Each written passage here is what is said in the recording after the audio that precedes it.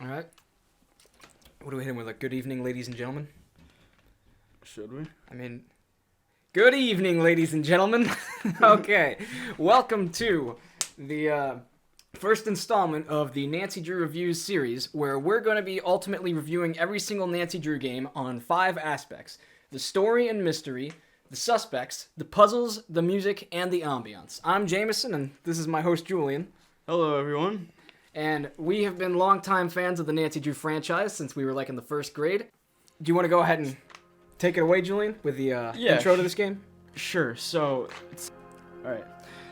In today's review, we're going to be talking about the third Nancy Drew game in the series, Message in a Haunted Mansion. I believe this game came out in, 2000 was it, or 1999? It was 99, I'll bet, yeah. I think it has 20 or 21 years on it now, and it's aged pretty well, I would say, for the most part. It's still a fun game to play. It's still got a replayability factor. But According to a lot of people in the community, this is considered to be one of the first Nancy Drew games, and sure is to us, because we don't even have an ability to play the original Secrets Can Kill, or Stay Tuned for Danger. So, taking into account it's old, it's 2021 year timeline, we're gonna be taking into account that its graphics aren't the best. It's obvious if you just take one quick look at the game, but we got a couple of aspects for every single game we're gonna be reviewing and applying our grades, per se, on these aspects into its total overall score. And what are the 5 aspects here of the games we're reviewing? We got the mystery and the story of the case. We've got the suspects, the puzzles, the music, and the ambiance.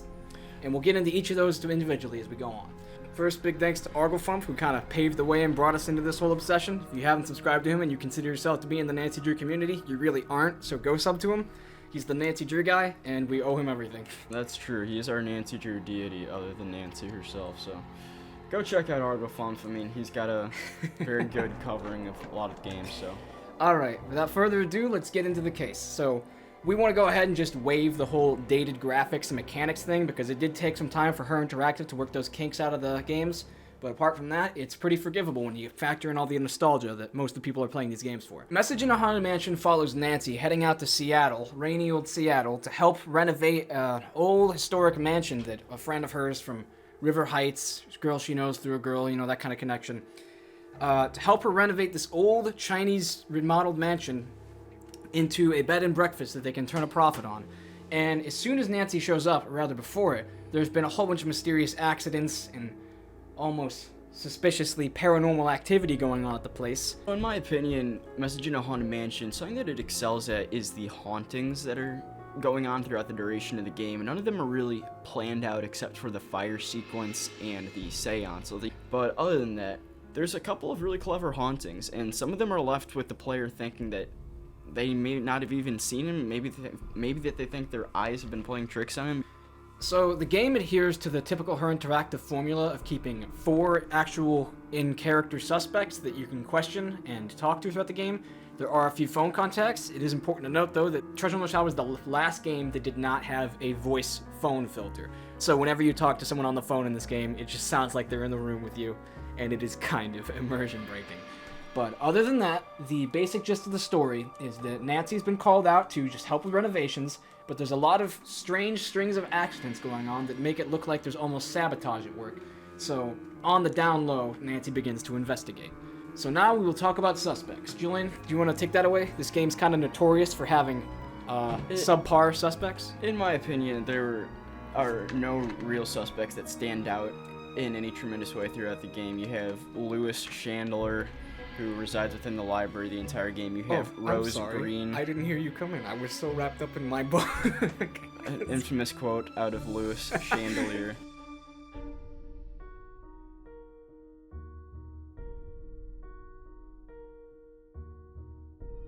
Lewis's character as a whole, it couldn't have been more bland. There was literally nothing redeemable about him. You had, I mean, the man, you can go past his computer password with a maze game. It's important to know his computer has a function where you need the password to get into it. But if you don't have the password, don't worry. You can play this maze game from the late 90s style. And you beat the maze, then you get all access to his computer. And he says he doesn't want people using it because he's concerned about viruses on his computer. He's a very boring guy. Rose's animations are a little weird for me. We have like a reaction image in one of my group chats that's literally just a rose green. It's people who've never even played the games. And she sways her neck and head way too much. Yeah, if you thought that it was unnatural the way people sway around in Midnight in Salem, go back 20 years and watch classic... a classic Message in a Haunted Mansion Let's Play. Yeah. Rose is unsettling. She looks like her head's about to fall off. A lot of that can be written off to the 1999 release date or whatever. You have to appreciate that this game has a lot of age onto it, but... Yeah, as said before. Other than that, you have Charlie. He is the workman that resides within the basement, always at work, and has a suspicious background, apparently. He's a young guy. Rose Green claims that he came up to the front door of the mansion one day and offered to work for little to no cost. Charlie actually has a pretty important plot twist, maybe the greatest plot twist beside the culprit reveal, whose spoiler alert we'll get to in a minute. Charlie turns out to actually be living in the basement of the saloon of the actual mansion, and he tells this to nobody. Nancy finds it out after a secret passageway of sorts, where she crawls under the fireplace and finds a tunnel in the back of it, and she finds that Charlie is in fact sleeping behind the bar in the saloon. And so Nancy has the opportunity to confront Charlie with this later on in the game, and she can talk to him about if he should tell Rose, why hasn't she told anybody, just ask him what his general deal is. And it's important to note that this never actually gets a resolution in the game. We can assume that Charlie came clean with Rose and Abby, but it's never fully resolved. Of the last suspect in the game, we have Abby. Okay. She lives in one of the rooms in the mansion down the hall from Nancy on the second floor, and she is a superstitious type who often talks to Nancy about how she believes that ghosts inhabit the mansion. So she's a little sloppy in her, spoiler alert, pseudo-mysticism. She's something of a fraud, as you find out after a seance sequence where she stages a holograph on the wall, or hologram, projection slide, something like that. But overall, Abby is probably the most colorful character of the bunch, if not still a bit dull by the game's standards. Anything else you want to say? Not much. I would say Abby does undergo the most character transformation in the sense that we just learn more about her intentions as we go through the game, and that she's ultimately behind all the hauntings. You know, you go snoop through her room, there's a lot of cool stuff that can be found in there. I would say she stands out as my favorite character in the game. Not that she's tremendous by any means, but overall, yeah, the characters in this game I would say are what drive the game down a little bit in total. There's nobody really stands out in my opinion. Real quick, what do you say to all the theories that she's only responsible for part of the hauntings and that the other parts of them are actually real ghosts? Because there are about 4 or 5 Nancy Drew games that deal with the supernatural, and there's kind of like open-ended debates in each game whether or not it is all staged or if there are actually ghosts. So what do you think about this one? Real or fake? I would toss it up to being fake in this game. I think that... I'd give it a little bit of credence, because there are some spooky moments that might have some stuff going on. My main reason is... come to think of it, there are a couple things that how could she be behind, like the phoenix head moving or whatever. Yeah, well, like, the thing that really gets me is she's always projecting, like, lights and holograms on the walls, but how do you project a shadow? There's something interesting to work off of there. Never thought of that. Alright, so that brings us to topic number 3, the puzzles. This game... Alright, how do you feel about the puzzles in this game? They're fun for the most part. Difficulty isn't that bad, with the exception of the last Chinese character puzzle. Now, if you understand what to do with that one, I can speak pretty highly of that puzzle. I think that it's a good challenge and wraps up the entire game. If you want to know what he's talking about, there is a poem that's on a tapestry in the wall in Nancy's room, and the first time you look at it, Nancy does this cool, dramatic, long read of it, and basically each line of the poem has a highlighted word that's just in a different line, color of ink, and you want to look for Chinese symbols around the house, like books and Chinese takeout places, to figure out what the symbols mean, and then in the order that they appear in the poem, you enter those zodiac symbols into a safe, and then you open the safe, and the end game challenge will begin shortly thereafter.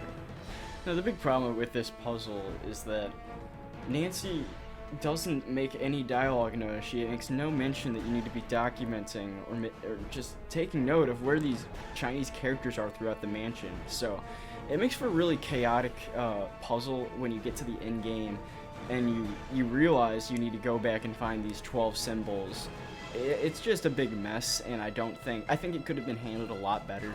There's just a lack of instruction here, where there easily could have been some to help guide the player better. This is also before the implementation of a task list that Nancy could carry around with her. We didn't see that until maybe game 10, I believe, when they got the new interface. But the lack of a task list always made the older games a lot more difficult to follow in one sitting, and you would usually have to resort to online hints and tips forums. On that note, there are a lot of old antique puzzles in this game. There's a set of dowel rods on a staircase that you get to mess around with, kind of echoes later on in the franchise with the Waldo Matthias puzzle and Ghost Dogs and Moon Lake. That's a great game. We'll get to talking about that one in a couple days.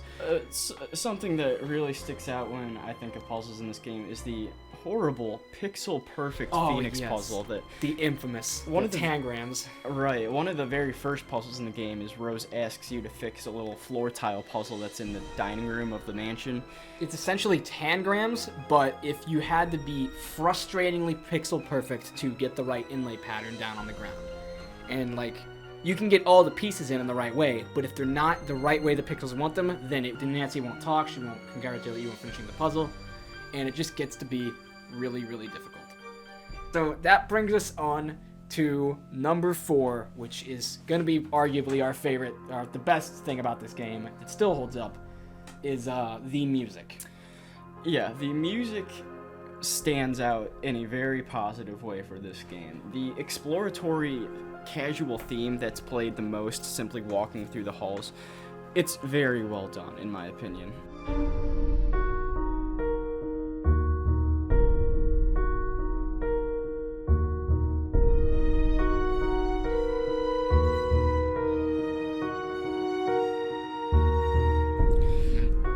It frankly gets stuck in my head all the time when I'm not playing the game. After I do a playthrough of Haunted Mansion, that does get stuck in my head a lot. And it's just catchy. It's a little bit eerie for a Haunted Mansion. I think it fits perfectly. I would honestly give the music a 9 out of 10 or a 10 out of 10 for this game. It's very well done. This is definitely one of the more iconic entries of music in the franchise. Everything's kind of simple. Everything's a bit piano-based, but it all has very slow and suspicious old mansion vibes, which is totally what they were going for. It's also important to note that this is one of the first games that featured timed challenges, such as the endgame challenge with Lewis and the chandelier, and also the fire, where this triggered the danger theme to play, which is a rarer theme that you don't hear too often in the Nancy Drew games, that usually it's in the same vein, it's just the same beats per minute, same tempo, and they usually aren't sounding the best. But in this game, I think they did an exceptional job with making an intense theme.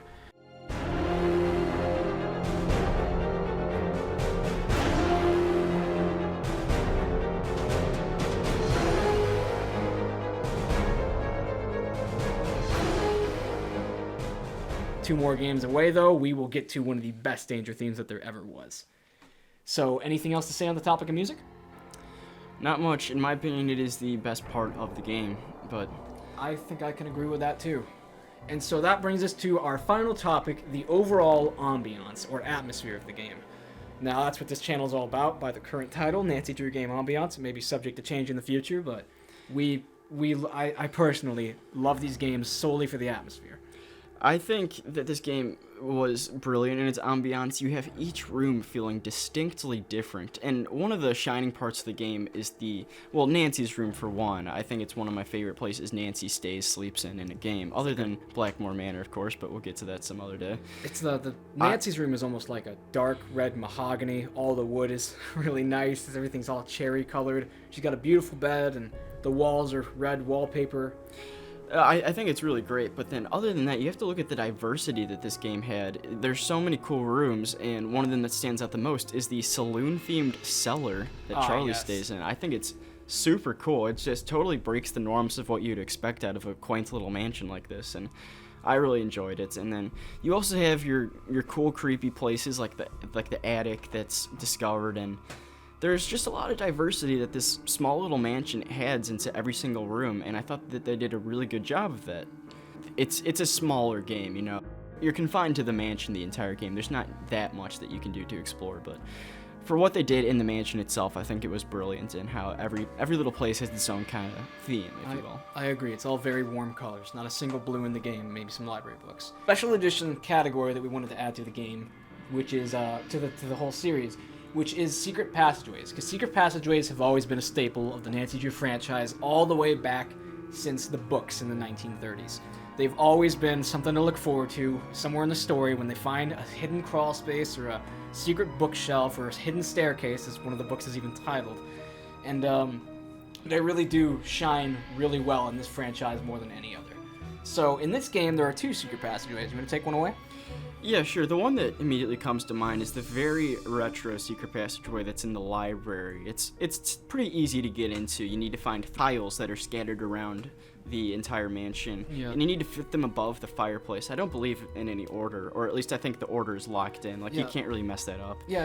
And then you pull the fireplace grate, and it opens up a bookshelf, and you can enter inside. But you can't do it if Lewis is in the room, otherwise I'll see you there.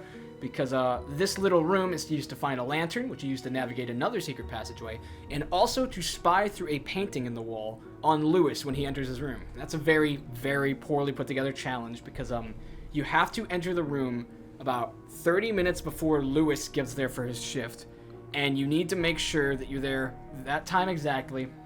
Otherwise, nothing will happen when you look through the passcode.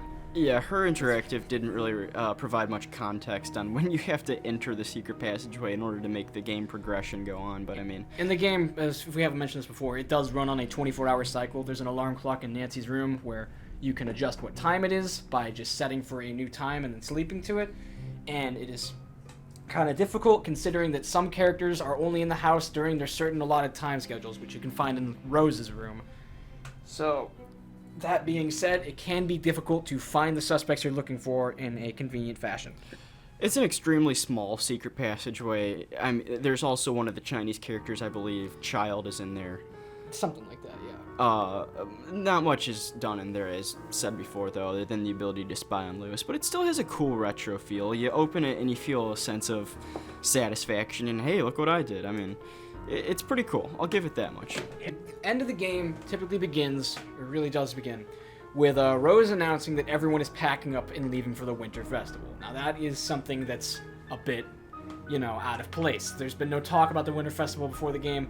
It's really just an excuse to have every character out of the house. And Rose also tells Nancy that she took some drapes down in her room for cleaning or something. And this is because now that the drapes are gone, Nancy can find that there is a passcode kind of panel with 12 different symbols. Spoiler alert, they are the 12 Chinese symbols that she's supposed to find around the game. And she just has to press them into the wall in the order that the poem in her room indicates, and you find out what each zodiac symbol represents by finding them used in instances around the house. And from here, it opens up another package of a puzzle box. You want to take it away on that? I don't remember all 3 puzzles. I know the sliding puzzle. There's some sort of, they're all just like pretty basic puzzles. It's, maybe some more tangrams. It's just a Chinese puzzle box of sorts, and you open it up with pretty easy puzzles. They don't need any reference. And once it's open, you find a ruby. Is there anything else in there? Maybe a letter from Lizzie Applegate that wraps up a subplot about Diego Valdez, the man who owned the hotel? Now, finding this ruby, it's you walk past a staircase knob that has it has a missing phoenix eye, and it's the banister of the staircase in the main lobby. It's very obvious that this ruby you found, it's obviously the missing eye for the banister of the phoenix on the staircase. So you go there to plug in the ruby, and then you can a supernatural entity comes in here, and sunshine will come in through the window, and it'll go straight to the phoenix eye. The phoenix eye reflects onto the floor of the lobby, where it is then revealed there is gold underneath the floor. Nancy pries it open with a crowbar like a savage, destroying the century-old woodwork. So, after we dismantle the floorboards here of this old mansion, Lewis, from out of nowhere, comes and thumps Nancy on the back of the head, knocking her out. Nancy then wakes up, after presumably a little bit of time has passed. She wakes up to see Lewis stocking a little... He's filling a bag with as much gold as he can before he clears out. Right. Muttering to himself about how his plan worked and he's getting out of Dodge. Just the usual, typical villain stuff. This franchise has a pretty consistent pattern of villains foiling themselves by taking the time to explain their own plans. It gets worse in other games. And the in-game challenge, it's a little clever. It's nothing too crazy, but there's a specific staircase you have to take. You can take the staircase on the left, or you can take the staircase on the right. Really, the whole objective is that you're supposed to drop the chandelier on this man. Yeah. And that don't try that at home. That's like 99% lethal most of the time. I'm surprised Nancy didn't get like attempted manslaughter charges for this or something. But throughout the game, throughout the game, there is always accessible a rope that you can like untie on the side of the staircase, and if you untie it all the way, the chandelier will fall from the ceiling and crash into the floor. And then Nancy gets sent home for destruction of property. You need to talk about how you can't take the right staircase. Yeah. And so it's on the right side of the staircase, but every time in the game when you step on this staircase, there is an audible creak, and it plays *creak in the subtitle box. And so if you take the right staircase, which is technically the shortcut, because this is a twin staircase that reaches on both sides of the room, left and right, if you take the shortcut, Lewis will hear the creak, see that you've woken up, get up, and walk out. And so that is a game over sequence. But if you take the left side around, Lewis doesn't hear you because the wood on that side is held up better. And so you can unwind the chandelier, drop it on his head, he gets crushed by it and says, "Help, hey, get me out of here." And then the end game Nancy letter begins to read, where she wraps up all the subplots besides Charlie being homeless. Yeah, all in all, pretty good game.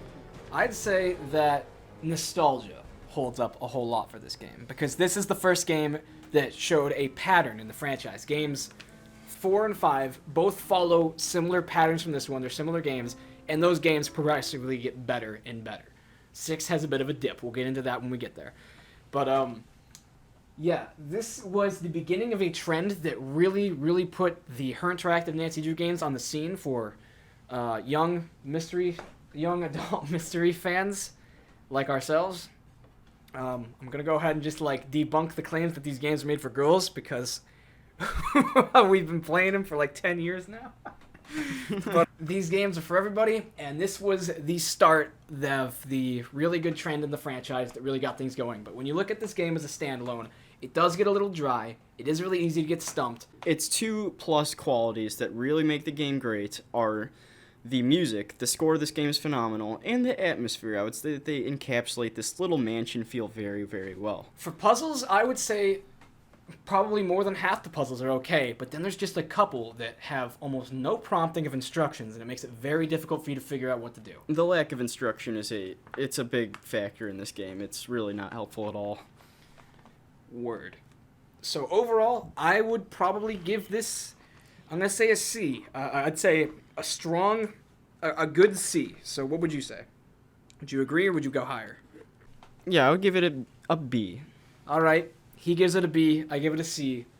You B can extrapolate from minus. Okay, B minus. Fine. Then I give it a C plus. All right. Well, that concludes the review of Nancy Drew game number 3, Message in a Haunted Mansion. We recently played this on our channel as a long play, no commentary nostalgia video. If you'd like to listen to that when you go to bed, just some real peaceful, nostalgic noises if you also grew up with these games. Stay tuned, because we will be reviewing Treasure in the Royal Tower, game number 4, pretty soon, and that one is, just spoiler alert, that's one of our personal favorites. It is a good game, and it holds up really well.